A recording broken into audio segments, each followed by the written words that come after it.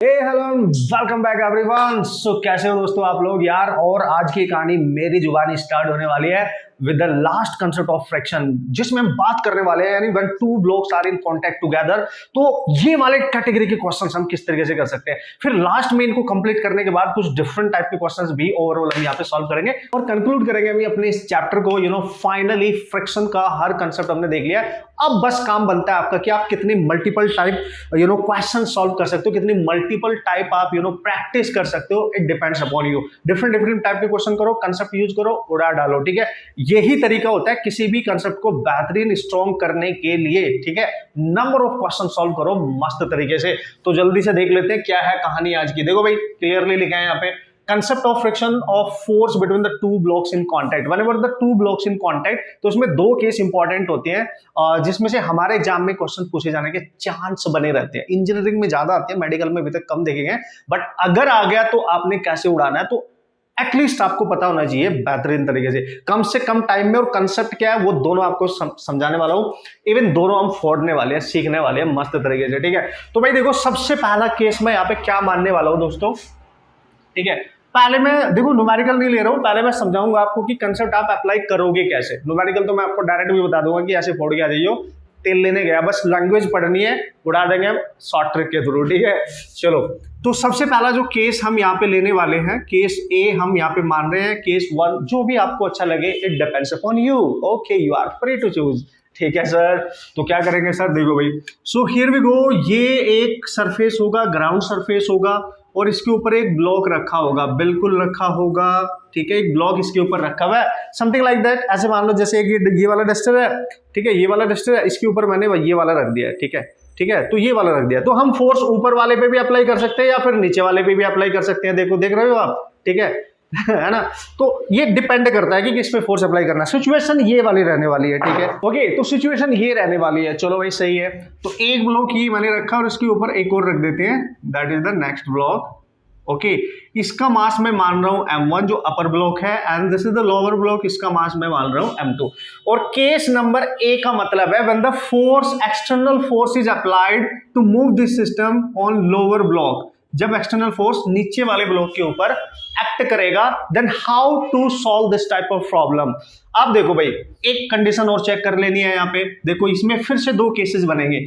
इन दोनों के contact surface का जो कॉन्टेक्ट सरफेस है वो रफ है या स्मूथ है। ठीक है, तो 100% चूंकि हम फ्रिक्शन की बात कर रहे हैं, तो इन दोनों का जो सरफेस होगा इसमें कुछ ना कुछ फ्रिक्शन गिवन होगा, दैट इज म्यू।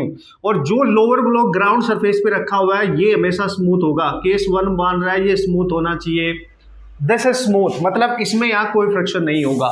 सीधी सी बात है, फ्रिक्शन केवल इन दोनों के कॉन्टेक्ट सरफेस पे ही होगा। This is your first case, in this case one A, in case A, ऐसे आप मान सकते हो। तो सर क्वेश्चन क्या पूछेगा, ऐसे क्वेश्चन अगर आएगा तो कैसे पूछेगा। देखो भाई, यहाँ पे जो एक्सटर्नल फोर्स एक्ट कर रहा है वो लोअर ब्लॉक पे एक्ट कर रहा है, इसलिए मैंने इसको केस वन माना है। और इसमें भी जो फर्स्ट केस है, केस वन में भी जो फर्स्ट केस है वो क्या है sir, when there is a friction only between these two blocks, not the friction between lower and the ground surface. ये स्मूथ है, समझ गए आप। कूल। अब क्या करेंगे सर, अब आपसे दोस्तों पूछेगा फाइंड।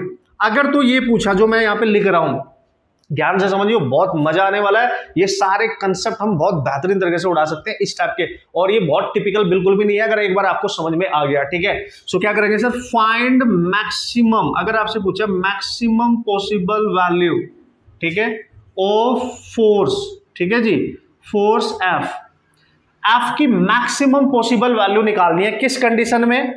ठीक है, सच दैट, कैसे लिख दिया मैंने, ठीक है, सच दैट बोथ ब्लॉक्स, है ना, यू कैन राइट बोथ, ठीक है, ब्लॉक्स मूव टुगेदर। ठीक है, मूव टुगेदर, आप ऐसे समझ जाएंगे। वो कंडीशन यहाँ पे आपने अप्लाई करनी है कि भाई जिस कंडीशन में ये दोनों के दोनों ब्लॉक एक साथ मूव करें, है ना, both the blocks move together, so you have to apply that situation when the two blocks move together। ये कंडीशन अगर उसने पहले ही बोल दी, अगर पहले ही बोल दी तो क्या करोगे, मैं उस पे आ रहा हूं डायरेक्ट। ठीक है ना, अगर क्वेश्चन में क्लियर बोल दिया, या अगर सर ऐसे नहीं बोला तो क्या बोलेगा, what should be the maximum possible value of the applied force on the lower block such that both block move together। अगर उसने बोला कि दोनों ब्लॉक एक साथ मूव कर रहे हो उस कंडीशन में फोर्स कितना होगा, अगर ये नहीं बोला तो क्या बोलेगा, तो आपसे बोल सकता है और करके लिख लो, और ठीक है। Both the blocks move without sliding, है ना, आप लिख सकते हो विदाउट स्लाइडिंग, ठीक है, और ये भी लिख सकते हो without no relative motion between them, ठीक है। आप ऐसे भी लिख सकते हो नो रिलेटिव, ठीक है, मोशन, ठीक है भाई, नो रिलेटिव मोशन, ये लैंग्वेज यूज कर सकता है न्यूमेरिकल में। सबसे पहले तो मैं आपको ये सिखाने वाला हूं कि क्वेश्चंस को पढ़ के आपको कैसे पता चलेगा कि इसमें क्या कॉन्सेप्ट और कैसे अप्लाई करना है। सबसे दमदार पॉइंट तो यही होता है, ठीक है, ये मैं आपको बता रहा हूं, ठीक है। अगर क्वेश्चन को पहले पढ़ लो, शिद्दत के साथ पढ़ लो, उससे दोस्ती कर लो, उससे पहचान कर लो, ठीक है, तभी वो आपका साथ देगा। दोस्ती करने के बिना तो साथ देगा ही नहीं, वो अननोन है, आपको कैसे पहचानेगा, ठीक है, आपको भाव भी नहीं देगा। ओके, सो क्या करेंगे सर, देखो मैंने बोल तो दिया। सबसे पहले देखो कि क्या उसमें ये पूछा है क्या कि मैक्सिमम वैल्यू ऑफ फोर्स निकालनी है जब वो दोनों एक साथ मूव करें। अगर ये नहीं बोला है तो विदाउट स्लाइडिंग, मतलब इनके बीच में कोई स्लाइडिंग नहीं होनी चाहिए, स्लिपिंग नहीं होनी चाहिए। मतलब कैसे सर, जैसे ये मेरा हाथ है, ये डस्टर है, ठीक है, इनके बीच में ऐसे स्लिपिंग नहीं होनी चाहिए, एक साथ मूव करने चाहिए, एक साथ, इनके बीच में रिलेटिव मोशन नहीं होनी चाहिए कि यार ये अलग जा रहा है, ये अलग जा रहा है, ये अलग जा रहा है, ये अलग जा रहा है, ऐसे नहीं होना चाहिए, ठीक है। इसका एक्सेलरेशन अलग है, इसका, ऐसे नहीं होना चाहिए, ठीक है। तो कंडीशन कैसे पता चलेगी, वो क्लियर बोलेगा, no sliding, no slipping, no relative motion, ठीक है। They will not move separately, they will move together. अगर ये कंडीशन है बहुत मस्त तरीके से, तो क्या करेंगे सर, आ जाओ वापस दुनिया में, मैकेनिक्स सीखो। अब इसकी देखो क्या है सर मैकेनिक्स, अगर तो उसने क्लियर बोल ही दिया है कि यहाँ पे स्लाइडिंग हो ही नहीं रही है, ठीक है, यहाँ पे रिलेटिव मोशन हो ही नहीं रहा है, ये दोनों एक साथ ही जा रहे हैं, तो इस पूरे सिस्टम को एक सिस्टम मान लेना, ठीक है, इस पूरे सिस्टम को एक सिस्टम मान लेना। और चूंकि ये दोनों एक साथ चलेंगे, एक साथ मूव करेंगे, तो आपको पता है जब दोनों एक साथ मूव करेंगे, अलग अलग नहीं मूव करेंगे, तो इनके ऊपर नेट फोर्स केवल F लग रहा है, और नेट मास निकाल लेना इनटू सिस्टम का acceleration. So net force F है, नेट मास इसमें m1 प्लस m2 है into a, so a we can write here F over that is m1 plus f2। This is the acceleration of system when both the blocks move together. जब दोनों एक साथ चल रहे हैं तो दोनों का एक्सेलरेशन सेम होना चाहिए, यस यस एंड यस, और इस पूरे सिस्टम पे एकमात्र फोर्स लग रहा है F। बिल्कुल सर, अब आ जाओ वापस। तो यार सर जब ये दोनों मूव कर रहे होंगे, ये कब पॉसिबल होता है, ध्यान से समझो, फॉर नो स्लाइडिंग, ठीक है, नो स्लाइडिंग मोशन। अगर उनके बीच में कोई भी स्लाइडिंग नहीं हो रही है, कोई रिलेटिव मोशन नहीं हो रही है, और दोनों एक साथ मूव कर रहे हैं, तो इसके लिए इनके बीच में एग्जिस्ट करने वाला लिमिटिंग फ्रिक्शन, वो आप सबको पता है लिमिटिंग फ्रिक्शन क्या होता है, फ्रिक्शन फोर्स की वो मैक्सिमम वैल्यू जिस पर वो बॉडी को बिल्कुल स्टैटिक कंडीशन में रखता है, उसके बाद अगर जरा सा फोर्स बढ़ा दोगे तो वो चलने लगेगा, ठीक है। तो हम अगर ये चेक करना चाहते हैं कि सर यहाँ पे स्लाइडिंग हो रही है नहीं हो रही है, तो इनके बीच में एक्ट करने वाला maximum friction force must be equal to and greater than, ठीक है, must be equal to and greater than the friction force, the required friction force. Actually you have to remember, ये कंडीशन बस याद रखनी है, क्योंकि किसी भी दो रफ सरफेस के बीच में जो फ्रिक्शन फोर्स होता है ना, ध्यान रखना, जो फ्रिक्शन फोर्स होता है वो 0 से उस फ्रिक्शन की मैक्सिमम वैल्यू के बीच में लाई करता है, क्योंकि सेल्फ एडजस्टिंग होता है, ठीक है। बस मैं अपने तरीके से आपके दिमाग में ये बात अंडर कराऊंगा, एक बार बात समझ में आएगी, न्यूमेरिकल करने में टाइम लगेगा ही नहीं, you don't worry about that, okay, लगेगा ही नहीं, ठीक है।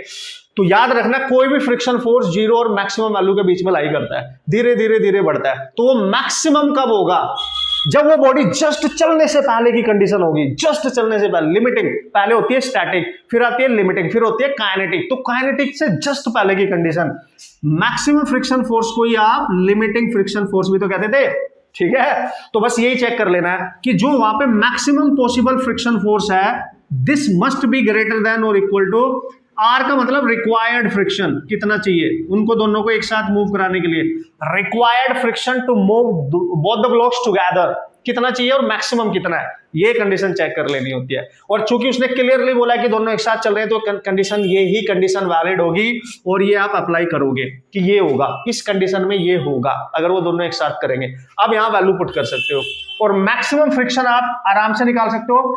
मैक्सिमम फ्रिक्शन किस तरीके से निकाला करते थे हम, याद करो, मैक्सिमम फ्रिक्शन मतलब लिमिटिंग फ्रिक्शन, ये तो स्टैटिक कंडीशन को रिप्रेजेंट करता है, अभी गाड़ी चली नहीं है, मैक्सिमम फ्रिक्शन है उसके पास, तो मतलब स्टैटिक कंडीशन है इनटू एन, यही होता था बस। जब भी कभी मैक्सिमम फ्रिक्शन निकालना पड़े तो ये फॉर्मूला डायरेक्ट यूज कर सकते हो, लिमिटिंग फ्रिक्शन का ये फॉर्मूला डायरेक्ट यूज आप कर सकते हो, सिंपल, क्लियर है।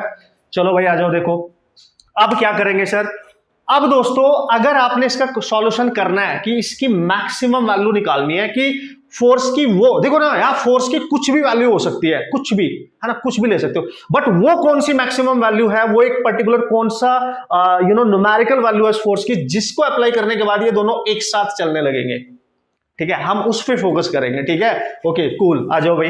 तो हम क्या करने वाले हैं दोस्तों, देखो सबसे पहले तो समझो ये कंडीशन, यहां पे मैं क्या लिखूंगा सर, देखना यहां लिखूंगा मैं म्यू, ठीक है, जो भी होगा एस, चूंकि वो स्टैटिक कंडीशन पे है, into N must be greater than F required निकालना पड़ेगा बस, ठीक है।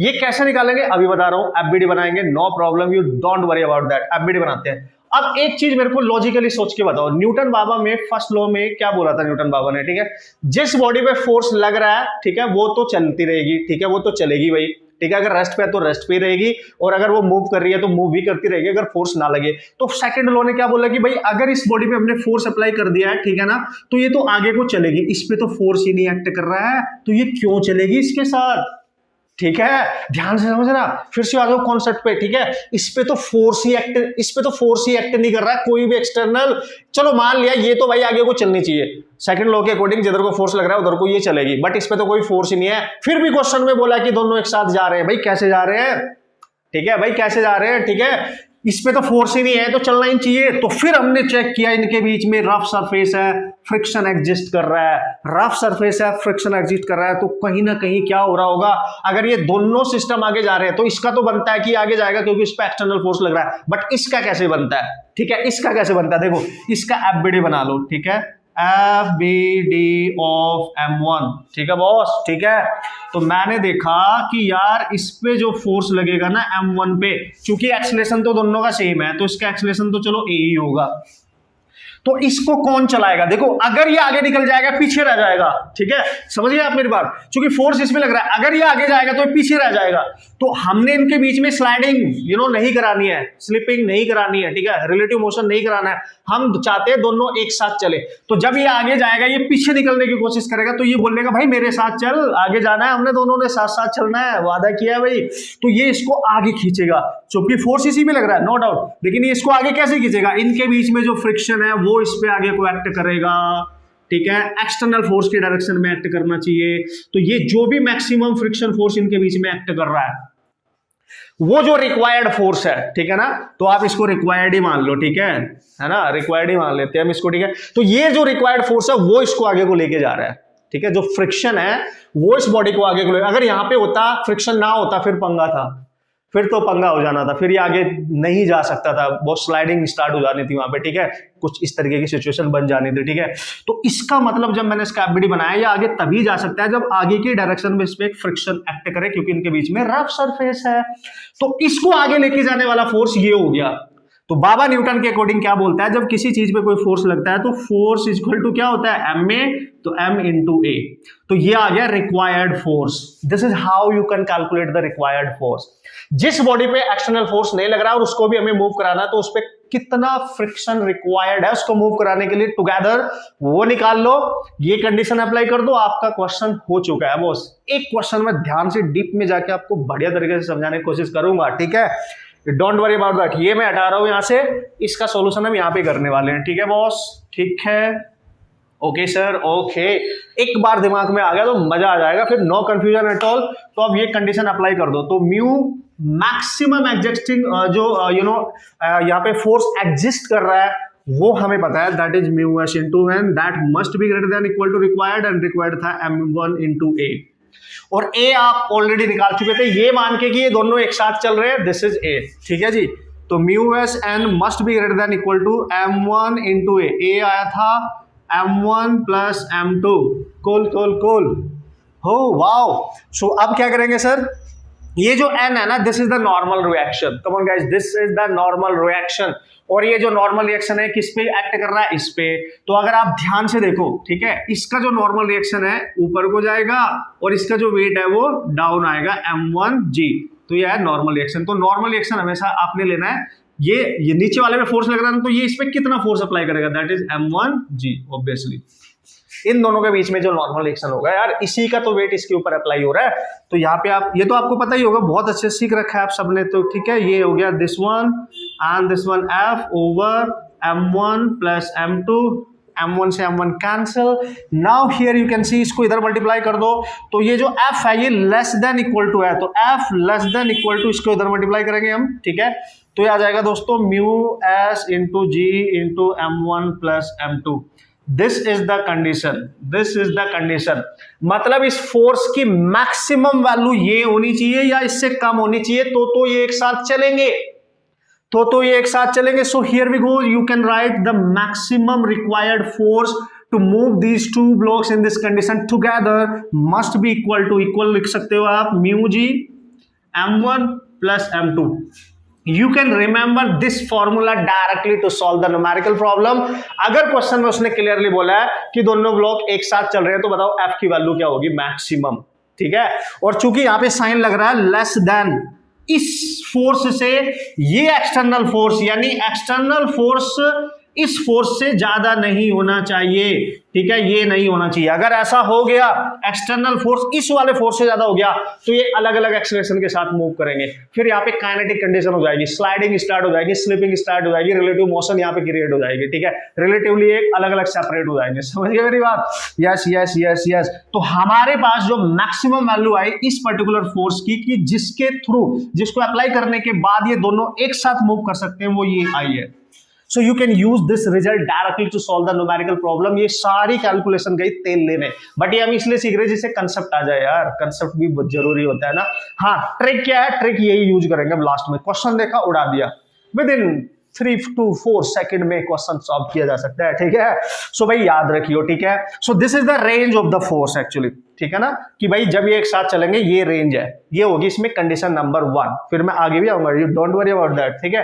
तो ऐसे आप निकाल सकते हैं, ये कंडीशन है, ये आपका एक बार आप देख लो, नो प्रॉब्लम एट ऑल। बस मेन पॉइंट क्या है, जब भी वो बोले एक साथ मूव कर रहे हैं, नो स्लाइडिंग मोशन, तो उसके लिए मैक्सिमम जो वहां पे एग्जिस्ट करने वाला फ्रिक्शन फोर्स है, limiting, that must be greater than equal to this required.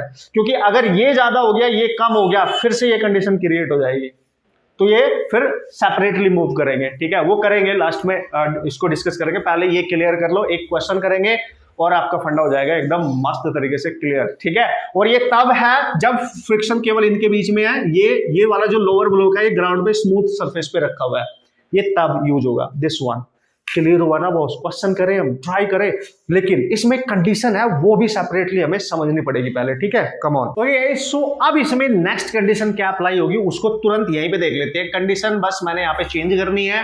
अब अगर ऐसा हो जाए, देखो अभी हमने क्या सीखा, नोट करके, वेरी इंपॉर्टेंट पॉइंट, कि if these two blocks will move together, दोनों एक साथ मूव करेंगे, then what is the maximum force required to move these two blocks together. You can calculate mu g, इनके बीच में जो फ्रिक्शन होगा वो इंटू जी इंटू दोनों का सम, मासेस का सम, बस ये यूज कर लेना डायरेक्टली। और कंडीशन क्या थी sir, maximum friction force must be greater than equal to required friction force, ये कंडीशन और ये रिजल्ट, बस ये याद रखना है ना। तो ये कौन सी कंडीशन है, when they will move together. लेकिन अगर ऐसा हो गया सर, इफ अगर ये एक्सटर्नल फोर्स मैक्सिमम फोर्स से ज्यादा हो गया, कभी कभी ये फोर्स गिवन होता है, ठीक है, अगर ज्यादा हो गया, ठीक है, या और यहां पे जो रिक्वायर्ड फोर्स है, you can say maximum limiting जो फ्रिक्शन फोर्स है वो कम हो गया, ठीक है, या इक्वल हो गया किसके, इसके, ठीक है, इसको देख लो, रिक्वायर्ड फ्रिक्शन अगर ज्यादा हो जाता है तो दिस इज द कंडीशन, है ना, समझना।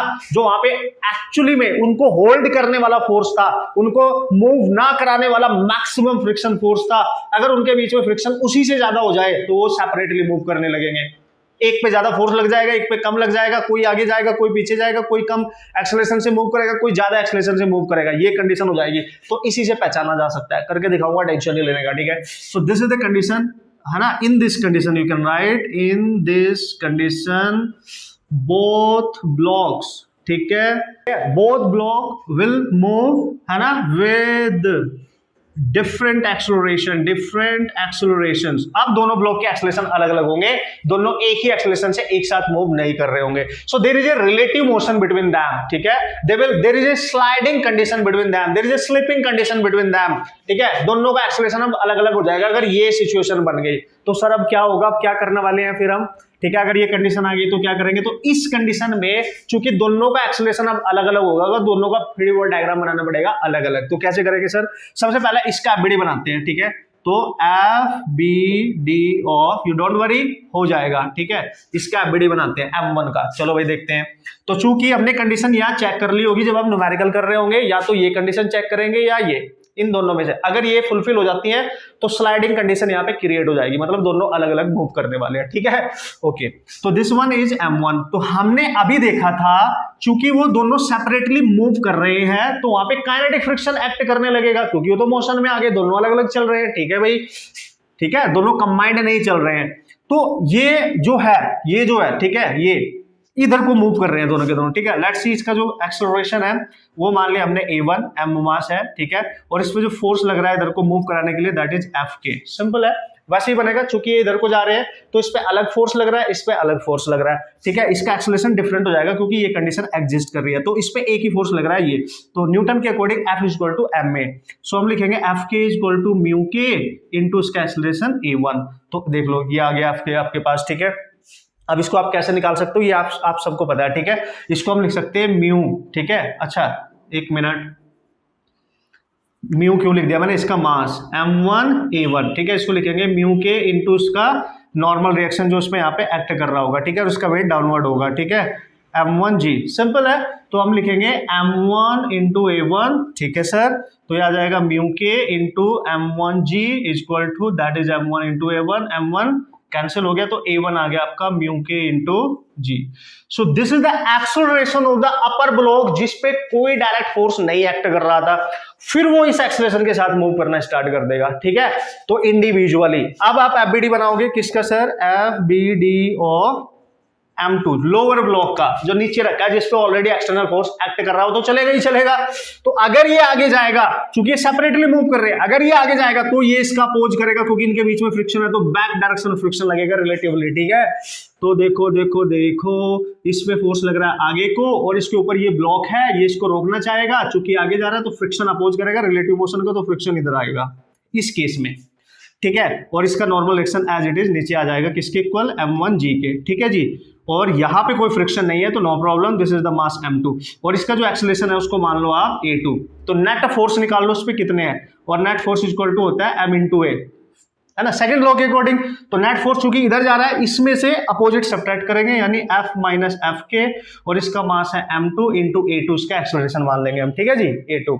बस हो गया, यहां से निकाल लो, इसकी वैल्यू पुट कर दो, तो F माइनस इसको क्या लिखोगे, mu k into N, N कितना है M1G है, ध्यान रखना, ठीक है, जो यहाँ पे नॉर्मल एक्सेलरेशन को दिया था उसको वापस नहीं मिल जाएगा। सो this is your M2 into A2, आ गया आंसर। तो A2 आप निकाल सकते हो F माइनस म्यू के M1G by this is M2, this is the acceleration.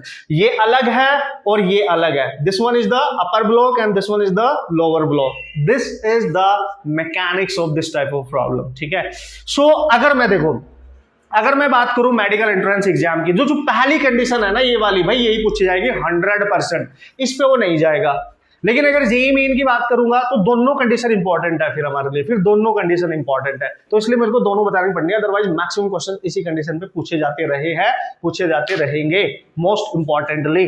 लेकिन ये भी इजी तो है, जब सेपरेटली मूव करेंगे बस कंडीशन पता होनी चाहिए कि कैसे पता चलेगा सर सेपरेटली मूव कर रहे हैं, कंडीशन पता होनी चाहिए, ठीक है। तो वो करेंगे न्यूमेरिकल के थ्रू। ये हो गई भाई केस 1 के दोनों, फर्स्ट केस और सेकंड केस, ये था इसका सेकंड केस, है ना, ये था सेकंड केस। केस ए के अंदर ही फर्स्ट केस जब दोनों एक साथ चल रहे हैं, उसी के अंदर जब दोनों अलग अलग चल रहे हैं, ठीक है। तो होप सो आपके दिमाग में कहीं ना कहीं गया होगा, क्योंकि एक बहुत ही शानदार कंसेप्ट ये माना जाता है, ठीक है। आपको बेहतरीन तरीके से वीडियो को देखना है, लेक्चर को देखना है, आराम से समझना है, जहां समझना है दोबारा से देखना है, पर मैंने कोशिश करी है कि आपके दिमाग तक ये चला जाएगा, ठीक है। जब न्यूमेरिकल करेंगे तो और मजा आ जाएगा, तुरंत पता चल जाएगा कि अच्छा ऐसे किया था, ऐसे सीखा था हमने, ऐसे अप्लाई करना है हमने, ठीक है ना, कूल। तो लेट्स सी अब इसकी लास्ट कंडीशन देख लेता हूं, ठीक है, उसको पूरा एक्सप्लेन नहीं करूंगा, उसमें डायरेक्ट बताऊंगा मैं आपको, ठीक है। फिर एक दो न्यूमेरिकल करेंगे ना तो आपके फंडे क्लियर हो जाएंगे boss, you don't worry about that, ठीक है। Okay guys, so this is the number case third, ठीक है। केस ए में केस थर्ड मतलब नेक्स्ट सिचुएशन क्या बना सकता है वो। देखो भाई मेडिकल में ये क्वेश्चन आने के बहुत कम चांस है, जो मैं लास्ट में बता रहा हूं, ठीक है। अभी तक तो नहीं आया है और आगे मेरे को लगता नहीं है नहीं आया बेटा, अगर आ गया फिर भी एक पॉसिबिलिटी मारते हैं 0.001% तो कर लेंगे, लेकिन मेंस के एग्जाम में बहुत ज्यादा बार पूछे जा चुके हैं, काफी पूछे जा चुके हैं, सो दैट्स व्हाई जल्दी से मैं बता देता हूं और उसमें कोई हेडेक वाली बात भी नहीं है, you don't worry about that, आप सब कर लेंगे, आप सब कर लेंगे। देखो कैसे सर, इसी केस में अगर वो बोल दे दोनों डब्बों के यानी दोनों ब्लॉक्स के बीच में भी फ्रिक्शन है और जो लोअर ब्लॉक जो ग्राउंड में रखा है वहां पे भी फ्रिक्शन है, वो स्मूथ नहीं है, सो इनके बीच में फ्रिक्शन मान लो लेट्स सी μ1, ठीक है, इनके बीच में मैंने फ्रिक्शन मान लिया लेट्स सी क्या μ1, ठीक है सर, और इसके ग्राउंड के बीच में मान लिया μ2, तो दोनों जगह फ्रिक्शन इस बार एग्जिस्ट कर रहा है और आपसे पूछे maximum possible value of the applied force such that both move together, ठीक है, सच दैट बोथ, ठीक है, बोथ ब्लॉक्स, ठीक है ना, both blocks will move together, ठीक है, वही कंडीशन यहाँ पे वो अप्लाई कर रहा है, यही कंडीशन पे वो क्वेश्चन देता है मैक्सिमम, इसके अलावा नहीं जाना आप लोग, इसमें सेपरेटली हम जाएंगे ही नहीं, ठीक है, वो क्लियर बोलेगा ये कंडीशन या there is no slipping condition, तो एक ही बात है।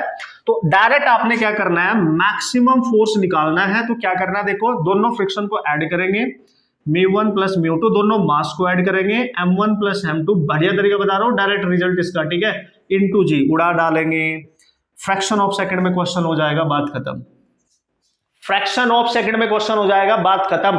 और इसी फॉर्मूले से पहले केस वाला जो फर्स्ट वाला था, जब ये दोनों एक साथ मूव करे तो फ्रिक्शन यहाँ पे था यहाँ पे नहीं था, वो भी निकाला जा सकता है। देखो यहां फ्रिक्शन था और μ2 को 0 कर दो, पहला केस आ जाएगा। पहला केस क्या था, जब केवल यहां फ्रिक्शन था तो मैक्सिमम फोर्स कितना आया था, μg into m1 plus m2, यही तो था, मतलब मैंने μ2 को 0 कर दिया, ये वाला स्मूथ, और μ1 बन गया, यही तो था। तो बस ये याद रखना है, ठीक है, ये याद रखना और आपका क्वेश्चन हो जाएगा। ये तभी वैलिड होगा when the both block move together and there is a friction between these two blocks as well as between the lower and the ground surface, दोनों ही फ्रिक्शन होगा। You can use this in this particular condition, clear, ये याद रखना। एक एक question मैं सबका कराऊंगा, यू डोंट वरी, सो आपको आइडिया लग जाएगा, ठीक है, क्वेश्चन से ही पता चलेगा। मेन है क्वेश्चन न्यूमेरिकल करना, ये तो मैं ट्राई कर रहा हूं आपको कंसेप्ट भी सिखाने की, ठीक है। न्यूमेरिकल करें, अब इसके दो क्वेश्चन करेंगे, उड़ा डालेंगे, ठीक है boss. Okay, so this is the first question, question number 1 हम जल्दी से देख लेते हैं। और जो कंसेप्ट मैंने आपको सिखाया उसको आप कैसे अप्लाई करोगे, ये आपके दिलो दिमाग में एंटर कर जाना चाहिए, ठीक है। तो एक क्वेश्चन मैंने लिया, दूसरे क्वेश्चन में दोनों को रिलेट करेंगे फिर कि दोनों में क्या कंडीशन अप्लाई हो रही है, नो प्रॉब्लम, ठीक है। सो भाई पहला क्वेश्चन क्लियरली है, आपको दो डब्बे गिवन होंगे, ठीक है, क्लियर लिखा है, find the maximum value of force such that both the blocks move together. अगर उसने ये डायरेक्ट बोल ही दिया कि दोनों ब्लॉक एक साथ चल रहे हैं तो no need to apply the condition here, है ना, लॉन्ग प्रोसेस अप्लाई करने की जरूरत नहीं, डायरेक्ट रिजल्ट यूज कर सकते हो और अपना मचा सकते हो, सॉल्यूशन कर सकते हो, कोई टेंशन नहीं है। बस ये देखो इनके बीच में फ्रिक्शन कितना है, 0.2 है, दोनों का मास दे रखा है, बढ़िया, इसको मान लो मास m1 और इसको मान लो मास m2, तो ये इसकी मैक्सिमम वैल्यू चाहिए और इसकी मैक्सिमम वैल्यू हमने अभी पढ़ी थी μg m1 प्लस m2, जब दोनों एक साथ मूव करेंगे और यहाँ कोई फ्रिक्शन नहीं है, जब यहाँ कुछ बताया नहीं तो यहाँ का जो फ्रिक्शन है वो क्या है, 0 है, स्मूथ सरफेस है, ठीक है जी, ये मान के चलना है। तो this is the maximum value, you can use directly 0.2 into 10 into 5 plus 10 ओ 3, या आ गया 2 into 5 that is 30 Newton. 30 Newton इसकी मैक्सिमम वैल्यू है। अगर ये दोनों एक साथ चलना चाहते हैं फॉरएवर तो 30 न्यूटन होना चाहिए इस पे अप्लाइड फोर्स, या 30 से कम ही रहना चाहिए, ज्यादा नहीं होना चाहिए। अगर 30 से ज्यादा कर दिया तो ये सेपरेट चलने लगेंगे। This is the condition, this is the condition, समझ गए। तो इस पे मैक्सिमम पॉसिबल वैल्यू जो अप्लाइड करेंगे, मैक्सिमम पॉसिबल वैल्यू उसको दोनों को एक साथ चलाने के लिए दैट मस्ट बी 30 न्यूटन, या उससे कम, या उससे कम, इससे ज्यादा नहीं होनी चाहिए, वरना ये अलग अलग चलने लगेंगे, जो अभी अभी हमने सीखा था सेकंड कंडीशन, ठीक है, अलग अलग चलने लगेंगे तब पंगा हो जाएगा।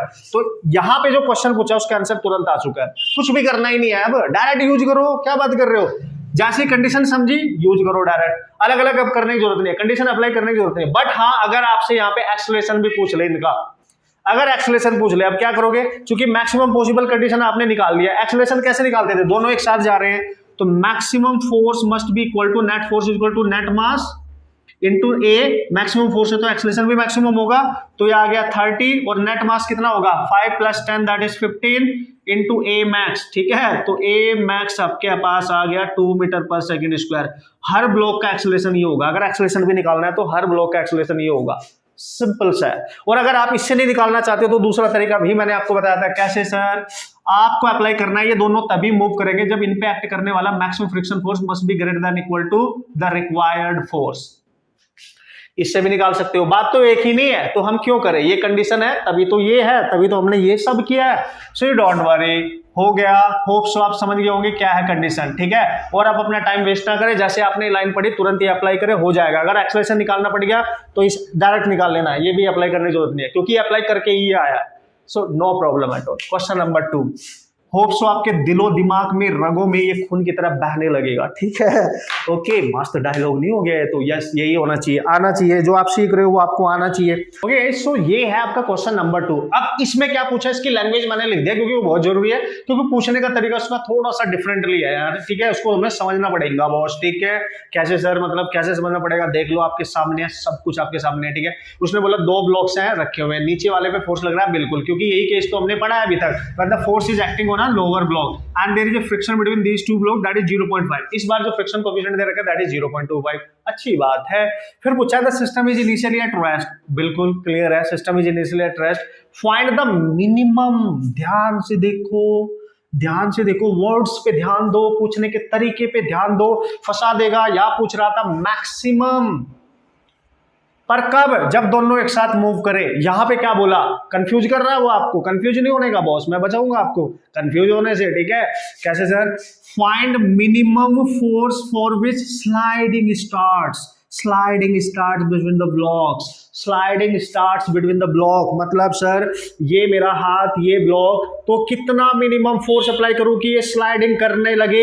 मतलब मैक्स नहीं बोला, मिनिमम बोला, मैक्स नहीं बोला, मिनिमम। तो मतलब सर जब मैं इसको मिनिमम फोर्स अप्लाई करूंगा, इसका मतलब अभी भी अपनी लिमिटिंग कंडीशन में है ना, चलने से जस्ट पहले की कंडीशन, जस्ट स्लाइडिंग कंडीशन पे है, ठीक है। तो वो मिनिमम वैल्यू बताओ कि अपनी स्लाइडिंग स्टार्ट कर सके, तो हम आंसर किस पे करेंगे?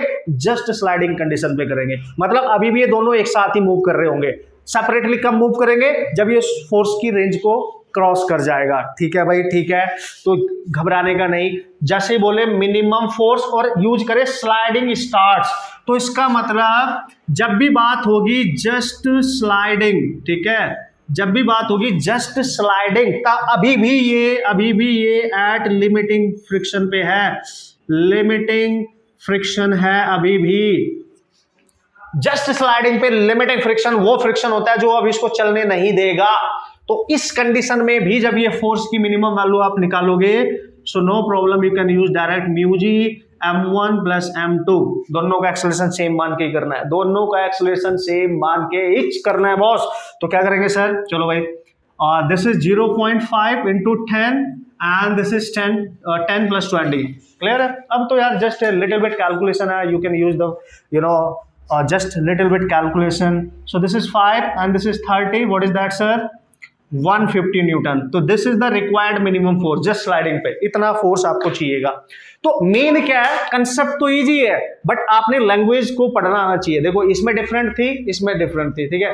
इसमें पूछने का तरीका अलग, इसमें पूछने का तरीका अलग। तो कभी कभी वो हमें इस कंडीशन पे भी फंसा सकता है, लेकिन हमने फंसने का नहीं बॉस, ठीक है। आपने फंसने का नहीं, आराम से आप क्वेश्चन सॉल्व करेंगे। इसलिए मैं बहुत टाइम ले रहा हूँ इनको सॉल्व करने में, क्योंकि मेरे को पता है ये कहीं ना कहीं आपको कंफ्यूज कर सकते हैं। ये कंसेप्ट ही ऐसा होता है बॉस, ठीक है। कहीं ना कहीं कंफ्यूज हम हो सकते हैं, बट अगर आप प्रैक्टिस करोगे, मैं कुछ क्वेश्चन दूंगा, कुछ तो खुद ही करा रहा हूँ, नो प्रॉब्लम एट ऑल, तो फिर तो मचा देंगे हम, ठीक है। अब एक लास्ट क्वेश्चन हम ले लेते हैं, लास्ट वाली कंडीशन पे, फिर बढ़ते हैं आगे। Okay, so this is the next question, और क्वेश्चन को देख के आप समझ जाओगे और उड़ा भी डालोगे। अब इसमें कैलकुलेशन करने की जरूरत नहीं है, पूरा प्रोसेस सॉल्व करने की जरूरत नहीं है, कंडीशन समझनी है, उड़ा देना है, उतना टाइम है ही नहीं बॉस। कॉम्पिटिशन एग्जाम की तैयारी कर रहे हैं, सो एक्चुअल प्रोसेस के साथ साथ, और सम टाइम ऐसा भी होता है कि एक्चुअल प्रोसेस के तेल लेने, आपको कंसेप्ट अप्लाई करके सॉल्व करना आना चाहिए question with in seconds, with in less time you can say। okay, so this is the situation, आप देख सकते हो, ठीक है भाई। दो ब्लॉक्स हैं, लेकिन इस बार दोनों के बीच में फ्रिक्शन कोएफिशिएंट दे रखा है। लोअर ब्लॉक और ग्राउंड के बीच में फ्रिक्शन दे रखा है, फोर्स लग रहा है लोअर वाले पे, अभी मैं लोअर की बात कर रहा हूं, ठीक है। So find the maximum value of force so that both move together, दोनों एक साथ चले। जब दोनों एक साथ चलेंगे, दोनों का एक्सेलरेशन सेम होगा, तो this force, maximum force must be, मैंने बताया था आपको, μ1 plus μ2 into m1 plus m2 into g. Direct you can use. μ1 कितना है सर? ये रहा μ1, 0.2, 0.3, ठीक है ना, ये रहा दोनों का मास 4 + 6 × 10, ओके, ये आ गया 0.5 × 10 × 10, सो this is 50 Newton. Now you can see this is your maximum required force, जिससे दोनों ब्लॉक एक साथ मूव करेंगे। इतना फोर्स अगर अप्लाई करेंगे मैक्सिमम, तो दोनों फोर्स एक साथ मूव करेंगे, कोई माई का लाल इनको रोक ही नहीं पाएगा बॉस, ठीक है, तो ये ध्यान रखियो, ठीक है। बहुत इजी है ना, अब बहुत इजी हो गया। अगर आपको लैंग्वेज समझ में आती है क्या पूछ रहा है और उसका कंसेप्ट आपने सीख रखा है, तो आप डायरेक्ट अप्लाई करो, फिर पूरा प्रोसेस अप्लाई मत करो, आप बीडी वगैरह मत बनाओ यार, कम ऑन, क्यों बनाना है फिर, ठीक है। सो यूज कर सकते हो direct, you can solve. Done done done done done done, yes yes and yes, ठीक है। Okay, so this is the last case जिस पे क्वेश्चन आने के हमारे एग्जाम में चांस बने रहेंगे। वैसे अभी तक नहीं आए इसमें क्वेश्चंस, अगर हम आईआईटी एंट्रेंस या मतलब इंजीनियरिंग एंट्रेंस को छोड़ दे तो नहीं आया, मेडिकल में तो आया ही नहीं है बॉस, लेकिन देख लेते हैं, इसमें भी कोई ज्यादा बड़ी तकलीफ वाली बात नहीं है। 2 कंडीशन यहाँ पे अप्लाई हम करने वाले हैं, 2 ही कंडीशन से ज्यादा वो बात नहीं करेगा केस, उस पर्टिकुलर केस के अंदर, ठीक है। अब मैंने यहाँ पे क्लियर लिख दिया, when force is applied on upper block, ठीक है सर। अब क्या करेंगे, अगर ब्लॉक नीचे की बजाय अपर पे अप्लाई कर दे तब क्या होगा सर, मतलब सर कैसे, ये डब्बा रखा है, नीचे वाले पिन लगाना है, इस पे लगाना, तो यही चलेगा ना। 2 कंडीशन हो सकती है कि फोर्स हमने अपर पे लगाया चले दोनों, या फोर्स अपर पे लगाया तो दोनों अलग अलग चले, यही कंडीशन हो सकती है, ठीक है। सेपरेटली मूव कर सकते हैं या दोनों सेम सेम सेम सेम चल सकती हैं। तो यार देखो, या तो ये दोनों एक साथ मूव करेंगे, कब, इफ, पहली कंडीशन क्या होगी, इफ बोथ मूव टुगेदर, ठीक है सर, ये कंडीशन हो सकती है, या इफ देयर इज रिलेटिव, ठीक है, रिलेटिव स्लाइडिंग, मतलब उनके बीच में एक रिलेटिव स्लाइडिंग हो रही होगी, मतलब वो सेपरेटली मूव कर रहे होंगे, एक्सेलरेशन डिफरेंट होएगा, ये कंडीशन हो सकती है। तो पता कैसे चलेगा, ठीक है। तो अभी तो बताया था मैंने बेसिक कंसेप्ट, बस अब ध्यान देखो। अब देखो ओरिजिनली फोर्स किसके ऊपर एक्ट कर रहा है, क्लियर है। देखो सबसे पहले ये कंडीशन अप्लाई करेंगे हम लोग, ठीक है भाई, ठीक है सर। तो भाई कैसे करेंगे सर, चलो भाई आ जाओ, ठीक है।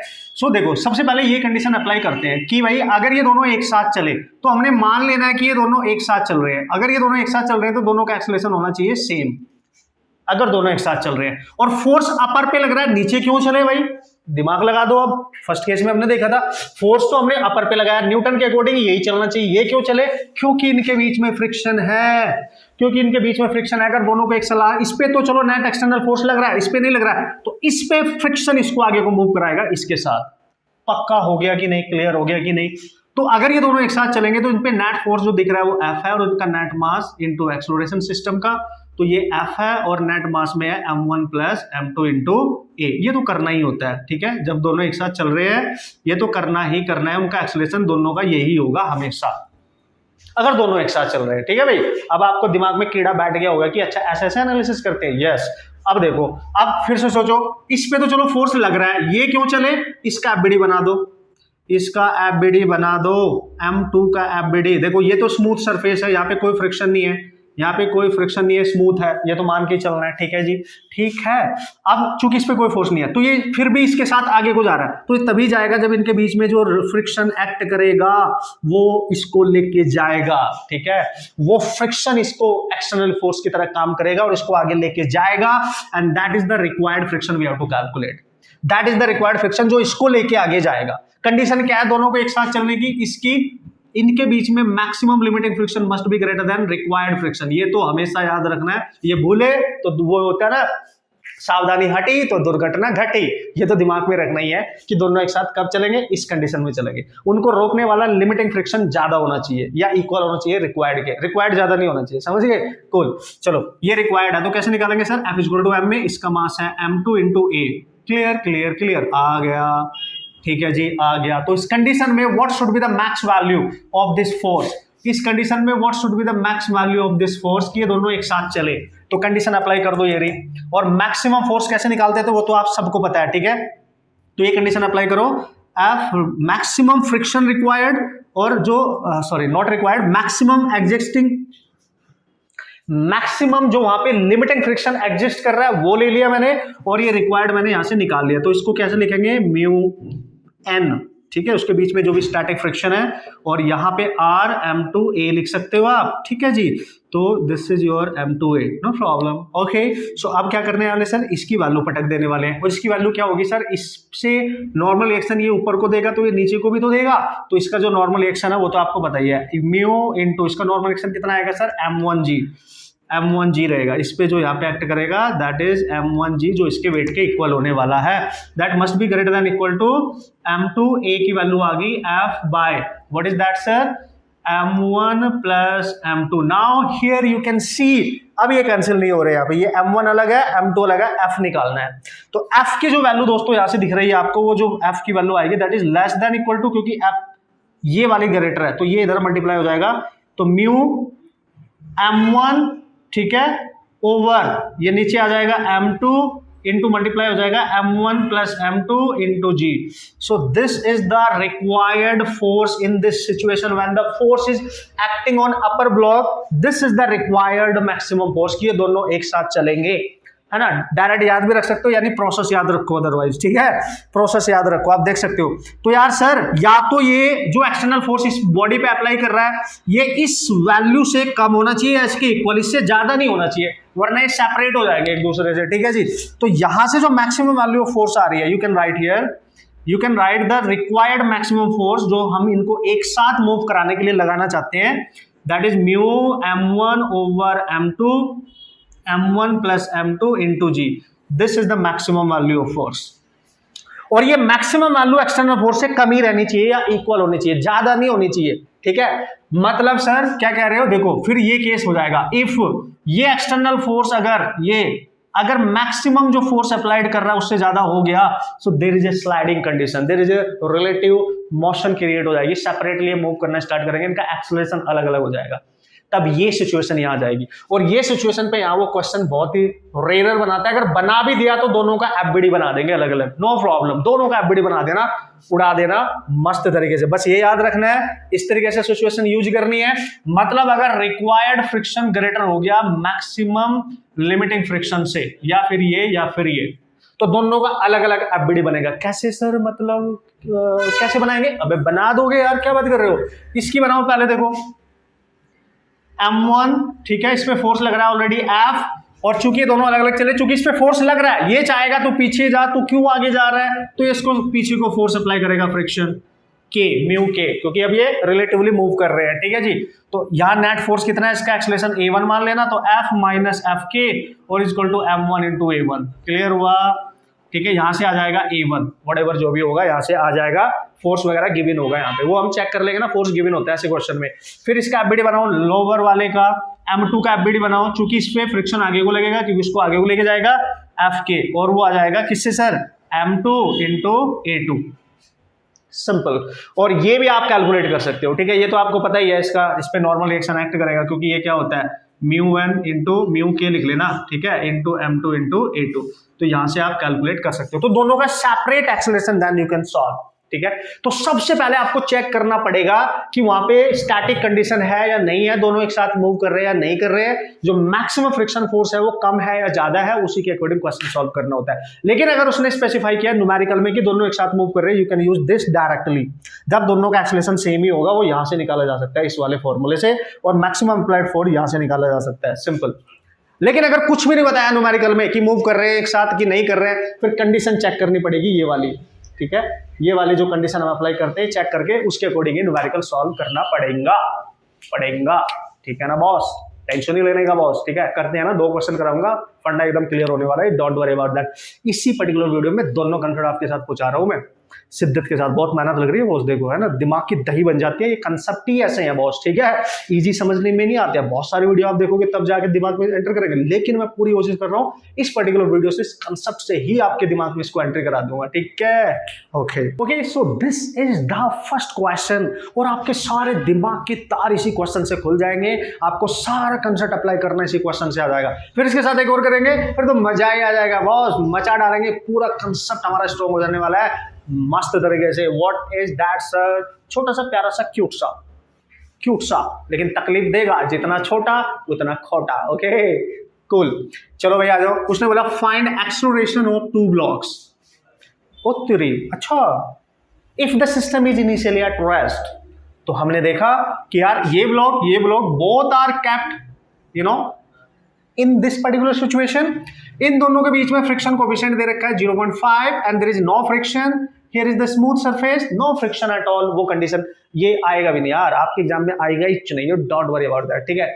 अब जो फोर्स लग रहा है वो अपर ब्लॉक पे लग रहा है, बस। अब यहां पूछा है दोनों का एक्सेलरेशन बताओ। अब यहां ये नहीं बोला कि दोनों एक साथ मूव कर रहे हैं, तो ये कंडीशन अप्लाई की ही नहीं उसने। अब क्या करेंगे, चेक करना पड़ेगा कि ये दोनों एक साथ मूव कर रहे हैं अलग अलग, क्योंकि यार डिफाइन नहीं किया गया है। अब पंगा हो गया हमारे लिए। तो चेक करने के लिए क्या करते हैं, रिक्वायर्ड फ्रिक्शन निकालना पड़ेगा और मैक्सिमम जो लिमिटिंग फ्रिक्शन होता है वो निकालना पड़ेगा, ठीक है भाई। रिक्वायर्ड फ्रिक्शन कितना एक्ट कर रहा है और मैक्सिमम जो लिमिटिंग फ्रिक्शन उनके बीच में एक्ट कर रहा है वो कितना है। कंडीशन आप सबको पता है, अगर हुआ ऐसे कि जो रिक्वायर्ड फ्रिक्शन है ना वो लेस देन और इक्वल टू है मैक्सिमम फ्रिक्शन से, ठीक है, तो ये मूव करेंगे एक साथ, ठीक है, तब इनका एक्सेलरेशन हम तुरंत निकाल देंगे। लेकिन भाई अगर रिक्वायर्ड फ्रिक्शन ज्यादा हो गया और मैक्सिमम फ्रिक्शन कम है, लिमिटिंग फ्रिक्शन कम है, तो फिर ये सेपरेटली मूव करेंगे। तो यहां पे चूंकि क्वेश्चन में ये नहीं बोला है कि दोनों मूव कर रहे हैं एक साथ या नहीं कर रहे हैं, जस्ट उसने बोल दिया दोनों का एक्सेलरेशन निकाल दो, ठीक है। तो ये कंडीशन अप्लाई करनी पड़ेगी अब यहाँ पे। तो कैसे करेंगे सर, चलो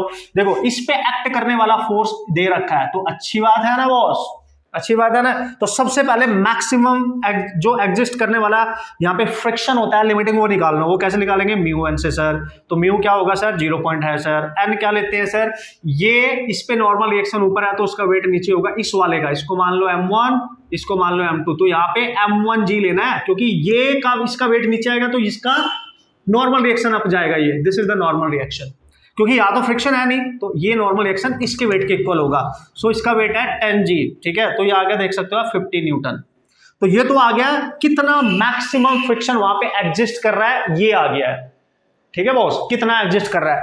अगर रिक्वायर्ड फ्रिक्शन इससे ज्यादा हो गया तो ये अलग अलग मूव करेंगे, अगर कम रहा तो ये दोनों साथ में मूव करेंगे। अब सर वो रिक्वायर्ड फ्रिक्शन कैसे निकालेंगे, चलो भाई, रिक्वायर्ड फ्रिक्शन हमेशा कैलकुलेट किया जाता है by making the free body diagram of that block जिस पे एक्सटर्नल फोर्स नहीं लगा है, उसको यूज करो। यानी इस पे नहीं लगा है तो इसका एफबीडी बना लो, ठीक है, आ जाओ, इसका एफबीडी बनाएंगे सर। तो ये इसके साथ अगर हम ये मान ले कि ये दोनों एक साथ मूव कर रहे हैं, इफ वी कंसीडर कि दोनों एक साथ मूव कर रहे हैं, मानना ही पड़ेगा, इफ वी कंसीडर, ठीक है, बोथ, ठीक है ना, मूविंग साइमल्टेनियसली। तो क्या करना है सर, ये m2 है और चूंकि इस पे फ्रिक्शन आगे को लगेगा, इसको आगे लेके जा रहा है, तो इसका फ्रिक्शन मान लो रिक्वायर्ड ये है, ठीक है जी। इसका एक्सप्रेशन कुछ मान लो a, तो Fr इक्वल टू हम लिखेंगे m2 into a। Clear and clear, मस्त तरीके से क्लियर, ठीक है।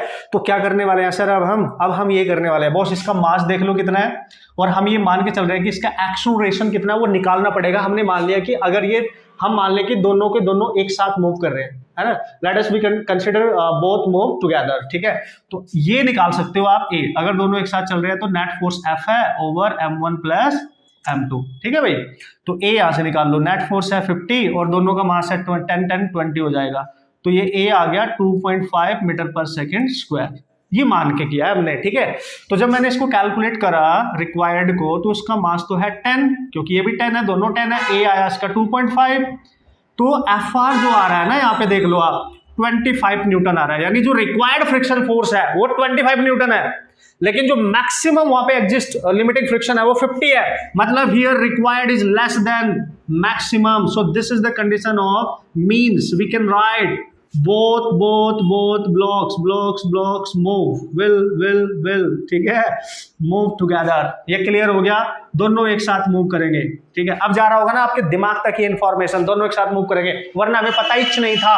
हमने ये मान के किया कि अगर मूव करे तो एक्सेलरेशन इतना होगा, उसका यूज किया रिक्वायर्ड निकालने के लिए। ये करना ही चाहिए बॉस, ठीक है। अब हमें पता चल गया दोनों एक साथ मूव करेंगे तो कोई टेंशन ही नहीं है, दोनों का एक्सेलरेशन सेम होगा। सो both having, ठीक है, both having same acceleration जो हम निकाल सकते हैं यही है, निकाल तो लिया, मान के किया था। और अगर हमने मान के किया और ये फोर्स कम आ गया मैक्सिमम से, तो भाई दोनों का अलग अलग है।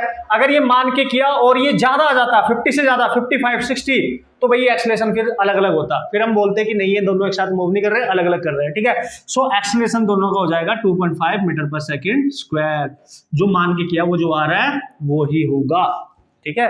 सो दिस इज योर आंसर। है ना. This is how you can solve the crack this type of problem without any tension, without any confusion.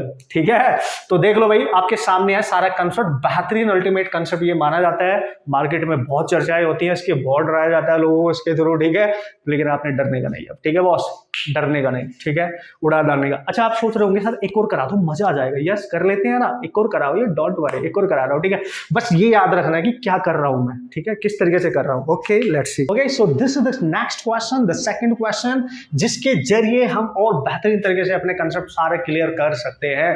What is that man, this is that man. Okay so what is that, देखो find acceleration of two blocks. इसमें भी सीधा सा बोल रहा है कि initial system is at rest, then what is the acceleration of two blocks. ये नहीं बोला कि साथ में चल रहे हैं नहीं चल रहे हैं, तो चेक करना पड़ेगा बॉस, चेक करना पड़ेगा दोनों साथ में चल रहे हैं कि नहीं. First of all we have to check out the condition, they will move together और not, they will move separately या टुगेदर, ये चेक करना पड़ेगा. उसके लिए बेहतरीन तरीका मैंने आपको बता दिया. क्या करना है सर, रिक्वायर्ड कितना है वो निकाल लो. रिक्वायर्ड कैसे निकालते हैं, ये मान के कि ये दोनों एक साथ चलेंगे, और जो मैक्सिमम लिमिटिंग फ्रिक्शन है वो निकाल लो. वो तो आप डायरेक्ट निकाल लेंगे म्यू एन से. ठीक है भाई, फिर इन पे कंडीशन चेक करते करे कम ऑन. चलो फोर्स इस पे लग रहा है, इनके बीच में अगेन 0.5 लिया मैंने, 10 ही लिया है, बस फोर्स चेंज कर दिया है, 120 न्यूटन फोर्स चेंज कर दिया. ठीक है भाई, अब क्या करेंगे, पहले मैक्सिमम फोर्स निकाल लेते हैं, म्यू एन. ठीक है जी, ठीक है, म्यू कितना है सर, म्यू है 0.5, एन कितना है सर, एन क्या लेंगे, ये वाला ब्लॉक इस पे नॉर्मल रिएक्शन अप लगाएगा, इसका वेट आएगा नीचे, इसको मान लो m1,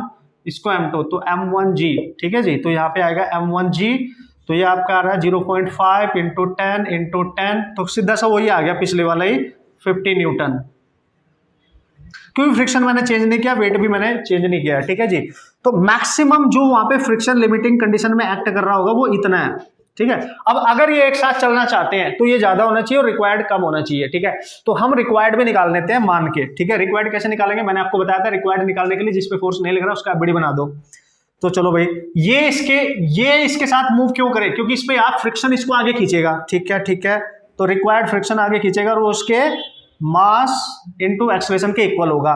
और हम ये मान रहे हैं कि दोनों एक साथ चल रहे हैं, ये मान के करना है. तो हम कैसे निकालेंगे सर, ठीक है, ये वाली वैल्यू m2, और अगर दोनों एक साथ चलेंगे तो इसका एक्सेलरेशन क्या होगा, net force upon m1 plus, अगर हमने मान लिया लेट मान लिया मैंने, अगर दोनों एक साथ चल रहे हैं तो a निकालने के लिए तो f है 120 और 120, तो 6 आ गया, देखो 6.